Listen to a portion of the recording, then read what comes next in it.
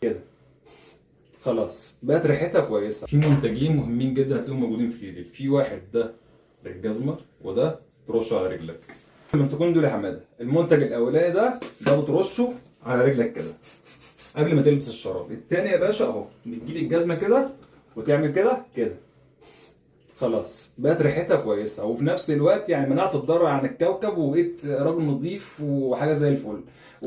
فنصيحه يا رجاله، الناس اللي بتخدم هنا في البطيمه بيخدموا في اي حاجه، الناس اللي عايزه تحافظ على نظافتها الشخصيه، في عندك منتجين، واحد ده ترش على رجلك قبل ما تلبس الشراب، وده ترشه في الجزمه. بالنسبه بقى الناس اللي بتشتري جزم رخيصه وبتروح المارشيه ب 20 يورو 30 يورو، والله العظيم في جزم ماركات يا جماعه بيكونوا عاملين سولد عليها، تلاقي الجزمه ب 50 و 60. الموضوع ما مش واو يعني. 100 يورو لا جورنيه يا عم، يوميه تمام، كانك قعدت من الشغل يوم ولا يومين، وروح هات لك جزمه كويسه. عشان اول حاجه تبقى مريحه ليك، تاني حاجه مش تعمل ريحه لرجلك.